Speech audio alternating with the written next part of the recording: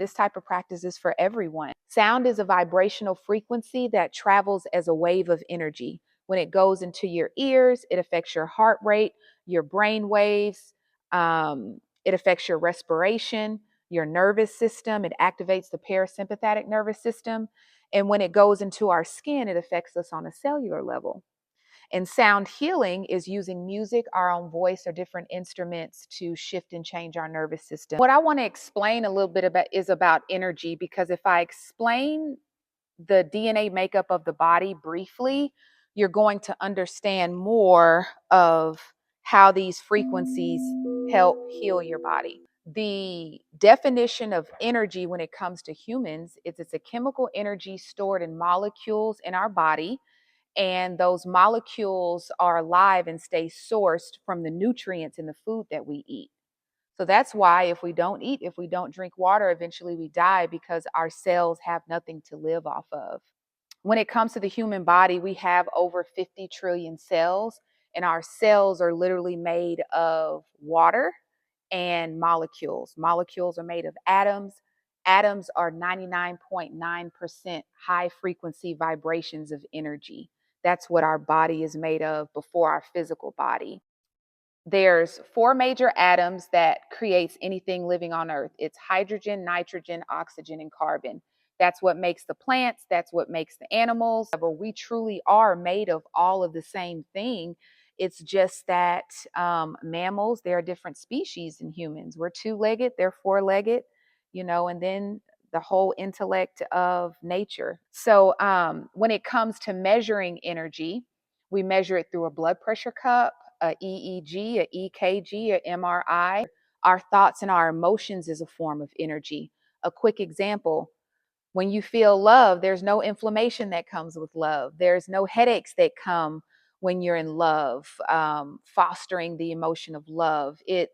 You feel safe, you feel at home, your heart rate is beating at its normal level. But the moment that we're stressed, it can cause digestion issues, it can cause headaches. And anytime we're stressed, we build up inflammation in the body. So it causes physical pain. Our heart and brain are constantly in communication with each other. So if we're stressed out, our heart beats fast. It sends a signal to the brain. Our brain waves speed up, which causes brain fog. Our heart is connected to the part of the brain that's responsible for processing, memory, consistency, creativity. So it's important to participate, in this case, a practice that's good for self-regulation, a practice that takes your heart rate down to baseline, a practice that these frequencies actually shake up the liquid in your body, because we're 60 to 70% water. If I have a drum next to a bowl of water, that water is going to vibrate. So what the frequencies do is they trigger a release within the liquid in your body, penetrate your muscles, your organs, and your cells, and they release that pent up tension in your body. Or memory. When we go through trauma and stress in our life, our brain may forget, but guess what? Let me slow down. Within our cells houses that memory of the trauma. So sometimes you may go to a massage therapist and get a massage, and it's like, that tension comes back. It's because it's beyond what somebody can touch. It's beyond what anyone can say. It's on a cellular level. Because it's not about, honestly, if it's something that you particularly enjoy.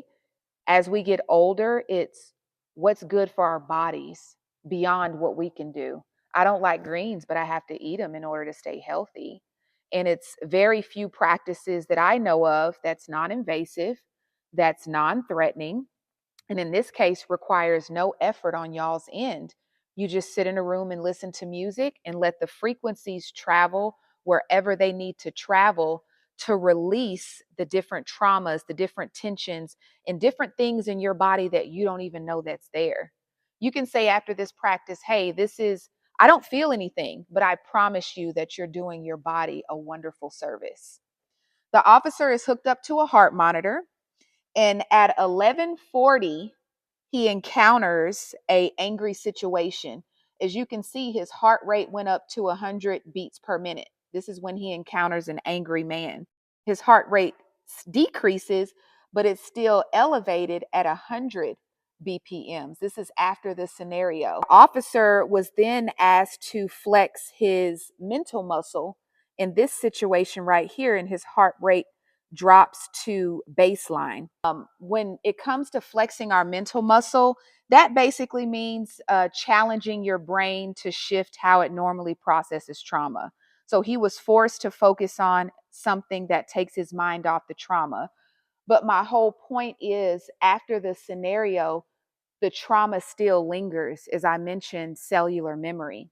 And this last one is when it comes to energy, as human beings, we have electromagnetic fields around us. It extends 4 feet in front of us